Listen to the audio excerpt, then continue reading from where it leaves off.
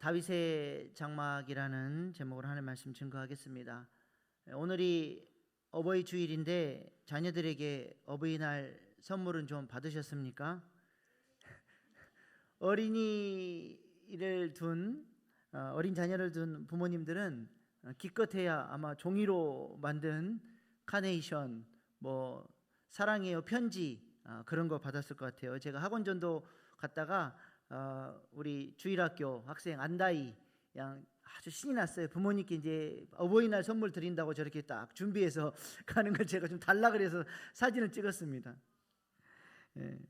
우리 자녀들도 늘 그냥 써먹지도 못할 효도 쿠폰, 그림 이런 거 많이 받았는데, 그래도 올해는 좀 컸다고 다이소로 이제 업그레이드가 됐습니다. 그래도 어떻습니까? 자녀들이 부모에게 주는 선물이 별로 가치가 없지만 부모를 향한 마음이 귀하기 때문에 부모는 기쁨으로 받는 것이죠. 이것은 우리 하나님도 마찬가지입니다. 우리가 무엇을 드린다고 한들 하나님을 더 영광스럽게 우리가 할 수 있겠습니까? 하나님은 이미 영광스러운 분이십니다. 그러나 그럼에도 불구하고 우리가 마음을 다하여 주님을 사랑하고 예배하고 찬양하면 하나님께서 그것을 그렇게 기쁘게 받아주신다는 것입니다. 실제로 하나님께서 우리에게 받기를 원하시는 것은 뭔가 우리가 무슨 대단한 것을 드리는 것을 원하는 것이 아니라 하나님을 사랑하고 하나님 중심의 삶을 살아가는 것을 하나님이 원하시는 것이죠. 이를 통해서 하나님은 우리와 교통하며 살기를 원하시고 우리와 함께 더불어 살아가기를 하나님이 원하신다는 것입니다. 이것을 가장 잘했던 사람이 바로 다윗입니다. 무려 70년 동안 블레셋의 견제 아래 방치되어 있던 언약궤를 그렇게 사모하였고 그 영광을 이스라엘 중심으로 모시고 와서 하나님과 교통하며 하나님을 높여드리며 하나님의 영광 가운데 살아가기 위해서 애를 썼던 사람이 바로 다윗입니다. 그래서 하나님은 시간이 많이 흘렀음에도 불구하고 다윗의 때를 그리워하시며 다윗의 무너진 장막을 다시 일으키고 싶으시다고 하나님은 말씀하셨습니다. 사도행전 15장 16절 말씀 같이 읽어보겠습니다. 시작.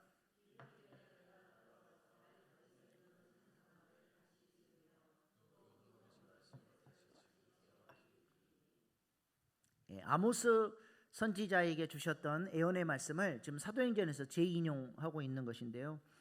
하나님은 그 화려했던 솔로몬 성전도 아니고 모세가 말씀을 따라서 그대로 지어드렸던 성막도 아니고 다윗의 그 초라한 그 장막을 그리워하시고 다시 세우기를 원하신다는 거예요.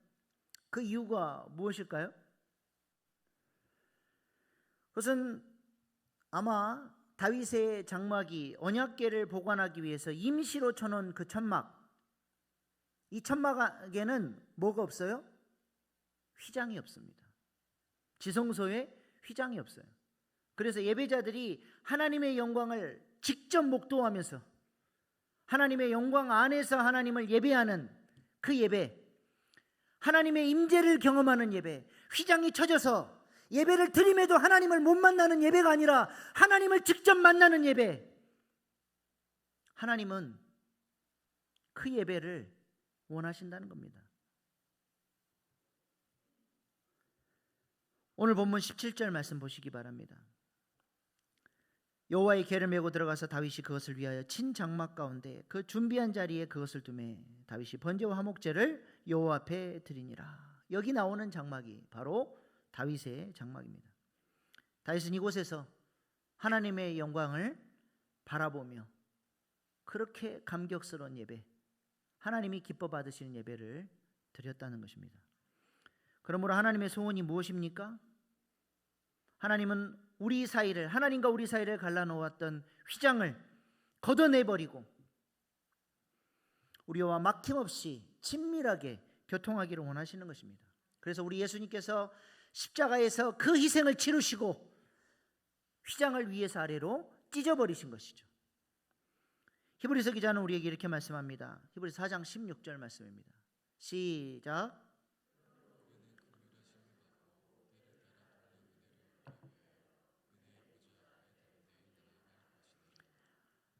하나님께서 찢어주신 그 휘장 넘어 하나님의 영광 가운데로 나오는 예배자들을 주님이 찾고 계시는 거예요. 그러나 슬픈 사실은 주님께서 이렇게 핏값으로 휘장을 찢어주시고 하나님의 영광 가운데로 나아갈 수 있는 길을 열어주셨음에도 불구하고 오늘날 많은 예배자들이 몸만 왔다 가는 겁니다. 하나님의 영광을 경험하지 못하고 하나님과 교통하지 못하고 예배를 드렸음에도 불구하고 자신의 삶에 아무런 변화들이 안 일어나는 그런 죽은 예배를 드리는 사람들이 너무 많다는 거예요. 우리가 지난주 말씀 나눴던 오베데돔은 하나님과 깊은 교통을 누렸던 그런 예배자였죠. 하나님의 말씀의 원칙대로 하나님을 예배함으로써 하나님과 막힘없는 교통을 누리게 되었고, 하나님은 그 집안에 그 예배를 통하여 전국으로 소문이 날 만큼 놀라운 복을 쏟아 부어줬습니다. 그래서 그가 하는 모든 일들이 형통했을 뿐만 아니라 자녀손들이 다 믿음 안에서 살아가며 하나님께 아름답게 쓰임받는 용사들로 세워지게 되었다는 것입니다. 우리도 이런 예배자 될 수 있기를 소망합니다. 하나님의 사람들이 복받는 길이 다른 길이 없어요. 예배를 통해서 하나님을 만날 때 하나님께서 그 예배를 통해서 우리에게 복을 주시는 줄로 믿습니다. 하나님의 영광을 경험하는 예배를 통해 우리의 가정이 살고 우리의 자녀들이 올바로 세워질 뿐만 아니라 우리 교회가 부흥하고 하나님 나라의 회복의 역사가 풍성하게 나타나게 되리라 믿습니다. 이렇게 오베데돔은 언약궤를 잘 모심으로써 놀라운 복을 받았을 뿐만 아니라 다윗이 잃어버린 열정을 다시 회복하고 하나님의 영광을 예루살렘에 다시 모셔오는 일에 1등 공신으로 쓰임받게 되죠. 이를 통해서 명실공히 하나님이 통치하시는 나라, 하나님이 주인 되시는 나라를 세우는 일에 오베데돔은 그렇게 쓰임받게 된 것입니다. 그런데 언약궤를 70년 동안 오베데돔은 딱 3개월 모셨는데 그렇게 복을 받았는데, 언약궤를 70년 동안이나 모시고 있었던 아비나답의 집은 어떠했습니까? 그렇게 오랜 세월 언약궤를 모시고 있었지만 복음커녕 오히려 그 집안의 아들이 죽었으니 그 집안에는 언약궤가 복이 아니라 오히려 화가 되었다는 것입니다. 그러므로 언약궤가 있다는 것이 중요한 것이 아니라는 것이죠. 그 언약궤를 통해서 하나님과 어떤 관계를 맺었느냐가 중요한 것입니다. 다시 말해서 신앙생활을 20년, 30년 한 것이 중요한 것이 아니라 하나님을 어떻게 예배하고 하나님과 어떤 교통을 누리며 살았느냐가 중요하다는 것입니다. 70년간 언약궤 모시고 있으면 뭐합니까? 평생 교회 다니면 뭐합니까? 전혀 하나님과 교통하지 못하고 하나님의 영광의 임재가 뭔지도 모르고 하나님과 사랑의 교제를 누려본 적이 없는데 무슨 소용이 있습니까? 오랜 세월 그렇게 살다 보니까 이제는 언약궤에 대한 경외심도 잊어버리고 늘 짐짝 취급하듯 그렇게 언약궤를 대했을 것입니다. 예배에 대한 경외심도 없고 예배를 통해서 하나님을 만날 기대도 없고 늘 그렇게 예배를 우습게 여기는 거예요. 그러니까 내 삶에 어떤 중요한 일이 생기면 언제든지 타협할 수 있는 것이 예배가 되는 것이고, 예배의 가치는 내 삶의 저 뒤로 물러나 있는 것입니다. 어느 날 다윗 왕이 언약궤를 모셔간다고 하니까 우사는 마치 언약궤가 자신의 소유라도 되는 양 수많은 사람들 앞에서 폼 잡으며 수레에 싣고 가다가 평소에 언약궤를 대했던 그 경솔한 태도가 하나님의 영광의 임재가 머무르는 언약궤를 함부로 잡음으로써 죽게 된 것입니다. 부지불식간에 자신이 늘 해왔던 행동이 그대로 드러난 것이죠. 지금 그 언약궤는 자신의 집에 방치되어 있던 그 언약궤가 아니라 온 백성이 하나님으로 하나님의 그 영광의 임재를 노래하며 찬양하는 하나님의 영광의 임재가 있는 언약궤, 본질적으로 언약궤가 달라져 버렸습니다. 그걸 모르고 함부로 만졌다가 망하게 된 것이죠. 혹여라도 이러한 모습이 우리의 모습 되지 않기를 소망합니다. 매주 드리는 예배가 익숙해져서 어떤 경외심이나 기대감도 없이 예배 드리는 사람이 되어서는 안 된다는 것입니다. 우사는 하나님과의 교통이 없는 예배, 경외심을 잃어버린 예배를 오랜 시간 드리다가 망한 인생이 됐다는 것이죠. 우리는 이러한 모습을 반면교사 삼아서 예배를 준비하고 기도하고 예배 가운데 주실 은혜를 갈망하고 하나님의 영광을 목말라 하는 그런 예배자들 될 수 있기를 소망합니다. 신약 성경에 보면 준비일이라는 개념이 나와요. 마가복음 15장 42절입니다. 이날은 준비일 곧 안식일 전날이므로 저물었을 때. 안식일 전날을 무슨 날이라고요? 준비일이에요. 하나님을 예배하기 전날이 준비일이라는 것입니다.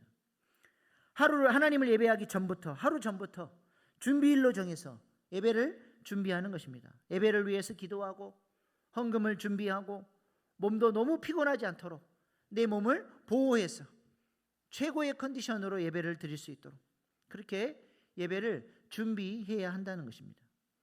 하나님이 이렇게 구별된 마음으로 하나님의 주 되심을 인정하고 하나님의 영광을 사모하며 드리는 예배를 기뻐 받으시는 줄로 믿습니다. 성령님은 내가 아무것도 하지 않고 아무런 의지도 없이 주님을 사모하지도 않는데 알아서 그 다친 마음에 문을 열고 억지로 너 은혜 받아야 돼 그렇게 강압적으로 역사하는 분이 아니시라는 거예요.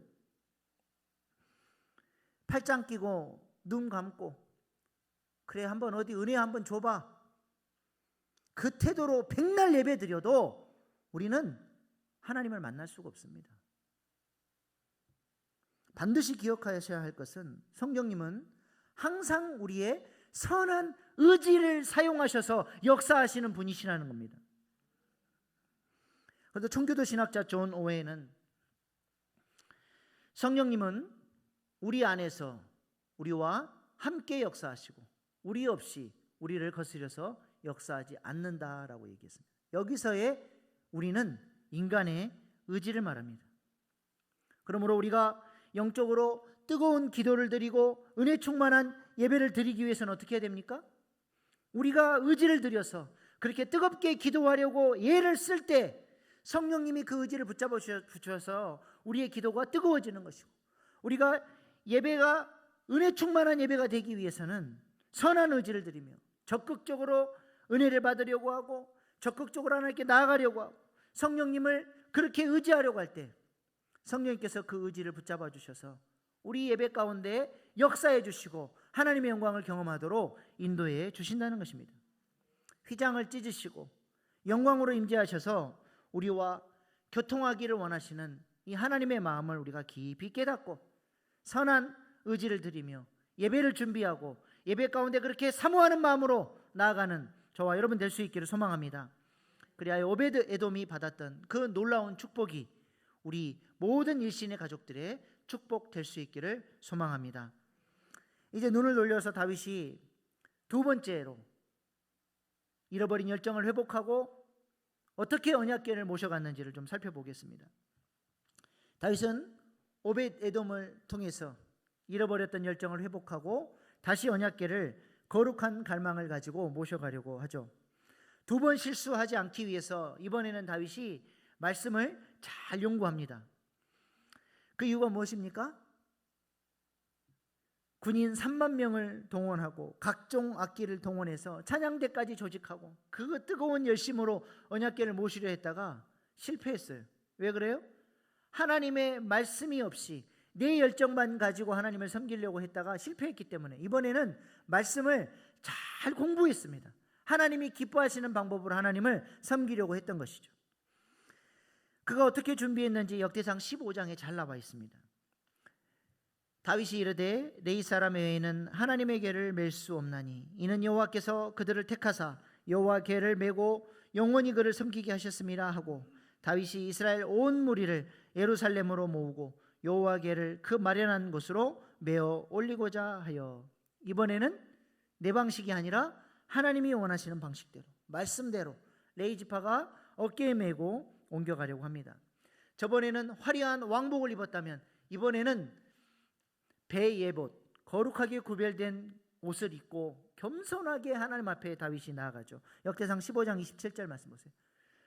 다윗은 배예봇을 입었고 다윗이 이렇게 잘 말씀으로 잘 준비해서 거룩한 갈망과 기쁨을 가지고 언약궤를 이제 드디어 모셔오게 됩니다.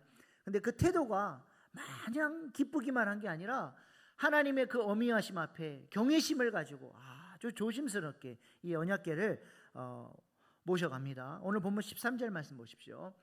언약궤를 맨 제사장들이 6걸음을 가매 다윗이 소와 살진 송아지를 제사를 드리고 6걸음을 떼고 다윗은 하나님 앞에 제사를 드렸습니다. 그 한 걸음 한 걸음이 그렇게 조심스러운 거예요. 오베데돔의 집에서부터 예루살렘까지 거리가 21km입니다. 그 정도 되는 거리인데 어떤 분들은 6걸음마다 제사를 드렸다고 주장하는 분들이 있어요. 사실이 아닙니다. 여기서 오늘 본문 13절에서 나오는 이 사용된 단어의 시제는 완료형이에요. 계속 6걸음마다 진행되는 게 아니라 처음 6걸음을 걷고 첫 제사를 하나님 앞에 드린 것이죠. 그리고 나서 예루살렘에 도착해서 출발할 때 제사 드리고 도착해서 제사를 드린 것입니다. 만약 6걸음마다 제사를 드렸다면 하루에 100m도 전진을 못했을 거예요. 그 수많은 사람들이 언약궤 모시러 나왔는데 그걸 어떻게 감당합니까? 보통 100m 가려면 150보 정도 걸어야 되거든요. 그러면 100m 전진하는데 제사 몇 번 드려야 돼요? 25번이죠. 그러니까 이게 제사 드리다가 언약궤 이동은 못하고 다 끝나버리는 거예요. 제가 호기심이 생겨서 계산을 해봤어요. 100m에 25번이면 1000m는 250번이고 1000m 10km는 2500번이고 20km로 가려면 5000번 제사를 드려야 돼요. 제사 한번 드리려면 제물을 잡고 가죽을 벗기고 각을 뜨고 불태워서 올려드려야 되는데 그거 하려면 아마 1년도 더 걸렸을 것 같습니다.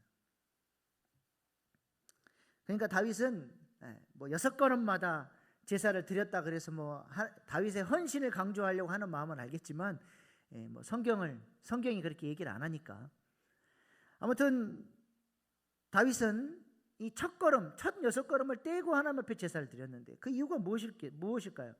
성경에서 숫자 6이 갖고 있는 것은 인간의 불완전함을 의미합니다. 그러니까 이 언약궤를 메고 가는 것이 인간의 능력으로 되는 것이 아니라 7걸음째 하나님의 은혜, 하나님의 도우심, 하나님의 역사가 있어야 이 불완전한 인간의 6걸음 넘어서 7번째 발걸음을 걸어갈 수 있기 때문에 하나님의 도우심을 구하며 그렇게 겸손하게 하나님이 기뻐하시는 걸음이 될 수 있도록 제사를 드렸던 것이죠. 그래서 역대상 15장 26절에 보니까 이렇게 말씀합니다. 하나님이 여호와의 언약궤를 맨 레위 사람을 어떻게 하셨어요? 도우셨으므로. 하나님의 도우심을 통해서 인간의 노력이 아니라 하나님의 은혜로 하나님의 영광을 모셔갈 수 있었다는 것입니다. 그래서 다윗이 하나님 앞에 감사의 제사를 드린 것이죠. 우리도 우리 힘으로 살아가는 인생이 아니라 6걸음의 삶 속에 하나님의 도우심의 은혜가 있는 7걸음의 예배를 드리며 살아가는 복된 인생들 다 되실 수 있기를 축복합니다. 그러므로 이 예배 자리가 소중한 것이고 이 예배의 자리를 절대 영역으로 구별하셔서 그렇게 사모하며 살아가는 저와 여러분 되기를 소망합니다. 다윗은 이렇게 하나님의 도우시는 은혜를 통해서 하나님의 영광을 드디어 예루살렘으로 옮겨오게 됐습니다. 오늘 본문 17절 18절 말씀입니다. 언약궤의 궤를 메고 들어가서 다윗이 그것을 위하여 친 장막 가운데 그 준비한 자리에 그것을 두매 다윗이 번제와 화목제를 여호와 앞에 드리니라. 다윗이 번제와 화목제 드리기를 마치고 만군의 여호와의 이름으로 백성에게 축복하고 다윗은 예루살렘에 도착하자마자 준비한 장막에 언약궤를 모시고 바로 뭐를 했습니까? 하나님을 또 예배했습니다. 이게 중요해요. 언약궤를 무슨 신주단지 모시듯이 모셔놓고 이 언약궤만 있으면 우리가 복을 받는다라고 생각한 게 아니라 언약궤 두 그룹 사이에 임재하시는 그 하나님을 바라보고 그 하나님과 영적으로 교통하며 그 하나님을 높이며 그분과 교통함으로써 하나님이 우리를 통치하시도록 했다는 것이죠. 그리고 다윗은 여기서 한 걸음 더 나아가서 찬양대를 조직하고 이 이스라엘 중심에 오신 하나님의 영광의 임재가 계속적으로 충만하게 역사하도록 그 하나님의 영광을 노래하는 찬양대를 조직을 했습니다. 이 찬양대가 바로 성경에 처음으로 조직된 원조 찬양대입니다. 우리 교회 모든 중창단, 찬양팀, 찬양대가 이 원조를 닮아갈 수 있기를 소망합니다. 역대상 16장 4절 6절 말씀입니다. 또 레위 사람을 세워 여호와의 궤 앞에 섬기며 이스라엘 하나님 여호와를 칭송하고 감사하며 찬양하게 하였으니 아삽은 우두머리요 그 다음은 오베데돔과 여이엘이라. 여기 오베데돔이 이제 등장을 하는 거예요. 비파와 수금을 타고 아삽은 재금을 힘있게 치고 제사장 분하야와 야하시엘은 항상 하나님의 언약궤 앞에서 나팔을 부니라. 그냥 폼 잡고 드리는 찬양이 아니라 하나님의 영광을 목도하면서 자신들이 할 수 있는 최고의 찬양, 모든 악기를 다 동원해서 하나님을 기쁨으로 노래하는 찬양이죠. 다윗은 이 찬양대를 24반열로 24개의 조로 나눠서 24시간 365일 끊임없이 하나님의 영광을 밤낮으로 찬양하도록 했습니다. 하나님이 그 찬양을 받으시고 하나님의 임재가 그 찬양을 통해서 끊임없이 이스라엘 백성들 가운데 충만하게 역사하도록 찬양을 통해서 계속 하나님을 영광을 높이며 하나님의 임재를 모셔왔다는 거예요. 이것이 바로 찬양의 역할이요 찬양의 능력인 줄로 믿습니다. 다윗의 찬양대 사진 보여주세요. 그래서 저렇게 줄을 서서 하나님을 기쁨으로 찬양하는 거예요. 그래서 다윗이 시편에 이런 고백을 하는 것입니다. 시편 134편 1절 2절. 보라, 밤에 여호와의 성전에 서 있는 여호와의 모든 종들아 여호와를 송축하라. 성소를 향하여 너희 손을 들고 여호와를 송축하라. 다윗의 찬양대는 밤에도 여호와의 영광 앞에 서 있는 거예요. 손을 들고 그 하나님의 영광을 찬양하라. 다윗이 자다가도 눈을 뜨면 찬양 소리가 들리고, 그래서 여호와의 영광 앞에 서 있는 하나님의 사람들아 손을 들고 그 여호와의 영광을 찬양하고 찬양하고 송축하라. 이렇게 노래한 것이죠. 이것이 찬양하는 사람들의 사명입니다.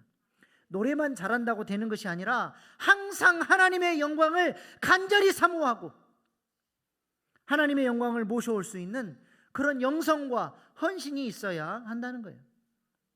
우리 교회 모든 찬양팀들이, 찬양대가, 중창단이 이렇게 하나님의 영광을 노래하고 하나님의 풍성한 임재 가운데 살아갈 수 있기를 축복합니다. 그러나 이것은 찬양대만 그래야 하는 것이 아니라 우리 모든 예배자들이 그렇게 하나님을 찬양하고 하나님을 사모하고 그 영광 가운데로 나아가는 예배자들이 되어야 할 줄로 믿습니다. 다윗은 이렇게 하나님의 영광을 모셔오고 하나님을 예배하며 찬양할 때 너무 기뻐서 가만히 앉아 있을 수가 없었습니다. 그래서 어떻게 했나요? 춤추며 찬양했어요. 오늘 본문 14절 15절입니다. 같이 읽어보겠습니다. 시작.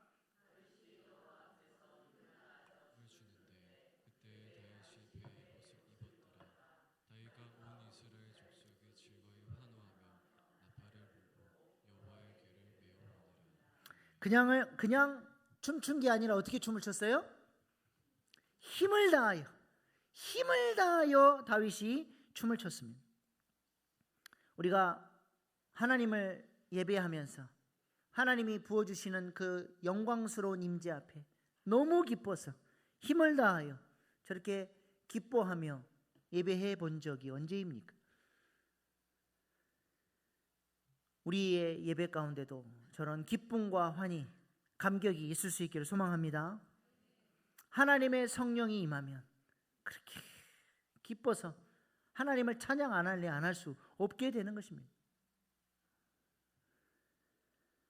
다윗이 이렇게 온 백성과 함께 기뻐하며 춤출 때 불행하게도 딱 한 사람, 이 기쁨의 예배에 참여하지 못한 사람이 있었으니 그가 바로 다윗의 아내 미갈입니다. 오늘 본문 16절입니다. 여호와의 궤가 다윗성으로 들어올 때 사울의 딸 미갈이 창으로 내다보다 다윗 왕이 여호와 앞에 뛰놀며 춤추는 것을 보고 심중에 그를 업신여기니. 오늘 본문은 미가를 어떻게 소개하고 있습니까?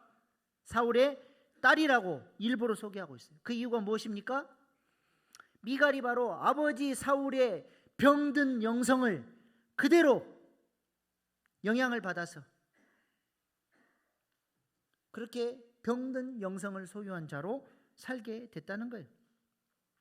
이렇게 부모의 신앙은 자녀들에게 지대한 영향을 미칩니다. 그래서 성경은 부모의 역할에 대해서 매우 강조를 하죠. 성경을 읽다 보면 부모의 삶이 이러하면 내 자녀는 이렇게 될 것이다 라고 말씀하시는 부분이 얼마나 많습니까? 이런 말씀을 대할 때마다 우리는 부모로서 하나님 앞에 옷깃을 여미는 마음으로 회개하고 우리의 삶을, 우리의 모습을 돌아봐야 하는 것입니다. 호세아 4장 6절에 보면 부모들의 정신을 번쩍 들게 하는 말씀이 있습니다. 같이 읽어보겠습니다. 시작.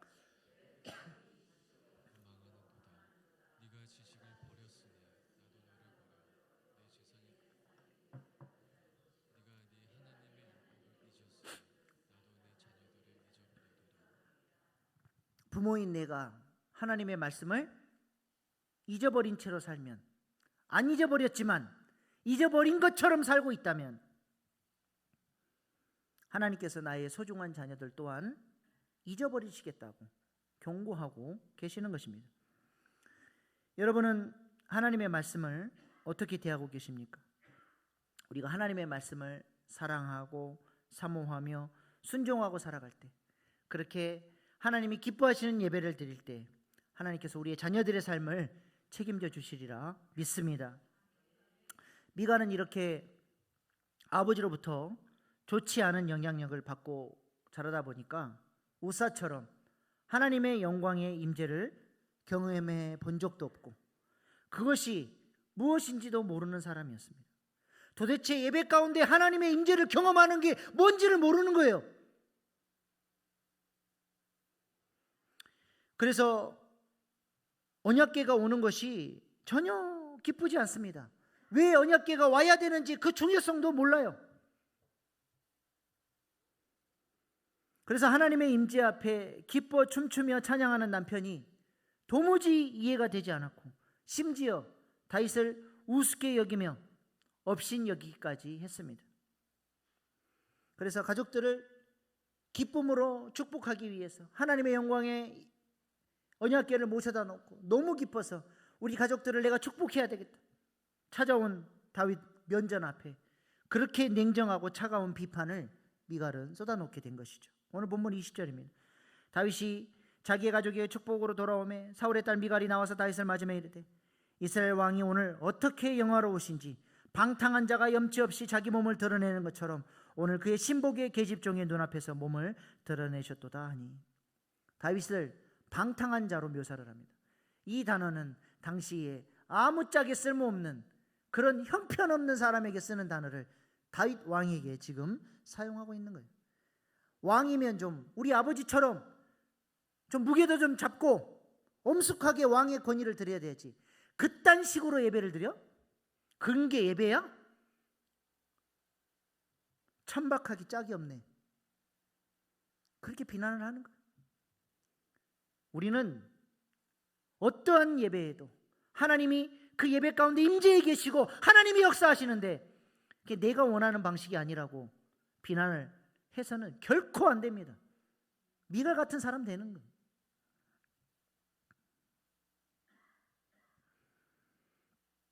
예배를 꼭 그런 식으로 드려야 되냐고, 좀 품위 있게 드릴 수 없냐고 다윗을 비난하고 있는 것이죠. 영적으로 어두운 미갈이 어찌 다윗의 기쁨과 감격을 이해할 수 있겠습니까? 이에 다윗이 어떻게 응답을 합니까? 21절 말씀입니다. 다윗이 미갈에게 이르되 이는 여호와 앞에서 한 것이니라. 그러니까 내 아버지와 그 온 집을 버리시고 나를 택하사 나를 여호와의 백성 이스라엘 주권자로 삼으셨으니 내가 여호와 앞에서 뛰놀리라. 당신 아버지 사울이 왜 망했는지 몰라? 예배를 함부로 여기고 하나님의 임재를 무시하다가 하나님께 심판받았는데 당신은 왜 아직도 그것을 깨닫지 못하느냐고. 미가를 책망하고 있는 것입니다. 그러면서 하나님께서 자신을 왕으로 불러주신 이유는 하나님의 영광을 삶의 중심에 모시고 하나님을 왕으로 높이며 하나님을 예배하라고 나를 불러주셨기 때문에 나는 이 일에 아무리 천박하게 내 자신이 떨어진다 할지라도 나는 이 예배를 목숨 걸고 지키겠다라고 이야기하고 있는 거예요. 결국 하나님께서 누구의 손을 들어주셨습니까? 오늘 본문 23절입니다. 그러므로 사울의 딸 미갈이 죽는 날까지 그에게 자식이 없으니라. 여기서 사울의 딸이라고 또 나오지 않습니까? 미갈은 자신의 남편이 다윗임에도 불구하고 다윗의 영성을 쫓아가고 다윗이 누렸던 그 은혜와 비전을 함께 공유하지 못했던 사람이라는 것입니다. 그 결과가 무엇입니까? 죽는 날까지 자식이 없었어요. 이것은 구약 성경에서 하나님께 버림받았던 사람들이 이렇게 되는 거예요. 생육하고 번성하는 복, 생명력 있게 하나님이 주신 그 은혜와 사랑을 전달하는 사람이 아니라 살아있으나 죽은 자와 같이 아무런 영향력을 끼치지 못하는 비참한 인생이 되고 말았다는 것입니다. 하나님께서 다윗 같은 사람을 자신의 남편으로 주시는 은혜를 주셨음에도 불구하고 미갈은 다윗과 같은 마음 같은 뜻을 품지 못하고 오히려 비난하고 깔보고 정죄하다가 사망의 길로 가고 말았다는 것입니다. 아무리 하나님께서 휘장을 찢으시고 그 영광 가운데로 오라고 두 팔 벌려 환영해도 내 마음의 의지가 다른 곳으로 가 있고 그것을 사모하지 않으면 소용없는 거예요. 놀라운 하나님의 임재가 있고 은혜가 있어도 내가 부정적인 시선을 가지고 바라보면 이 예배 가운데서 아무것도 얻어가는 것이 없는 것입니다. 다른 사람은 다 은혜 받아도 나는 소외되는 거예요.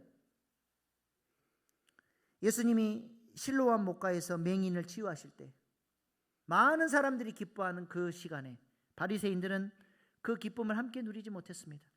왜 안식일날 치유하냐고 비난하기 바빴죠. 마리아가 향유옥합을 깨트리는 그 헌신에 감동한 우리 주님께서 이 여인의 섬김을 항상 기억하라고 칭찬하실 그때 가룟 유다는 왜 그것을 팔아서 가난한 자들에게 나눠주지 않느냐고 비난함으로써 가룟 유다는 그 감격 가운데 함께하지 못했습니다.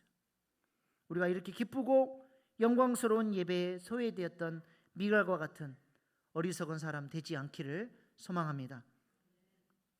오베데돔처럼 다윗처럼 선한 의지를 가지고 예배를 간절히 사모하고 이 예배를 준비하고 하나님의 열어주신 그 영광 가운데로 나아가 하나님의 임재를 예배 때마다 경험하며 살아가는 복된 인생 될 수 있기를 축복합니다. 그리야 할 때 그들이 누렸던 그 감격과 기쁨을 우리도 누리게 될 것이고 그들이 받았던 복을 우리도 함께 받아 누리게 되리라 믿습니다. 기도하시겠습니다. 우리에게 예배는 어떤 가치가 있습니까?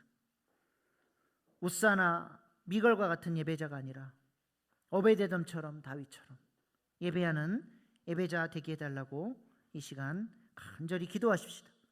휘장을 찢고 우리와 깊은 영적 교통을 하기를 원하시는 하나님의 소원을 따라서 우리도 지성소 깊은 곳까지 나아가 하나님의 영광을 경험하며 하나님을 왕으로 모시고 살아가는 인생 되게 해달라고 이 시간 주신 말씀 붙들고 주여 3번 부르고 결단의 기도로 나아가시겠습니다. 주여 주여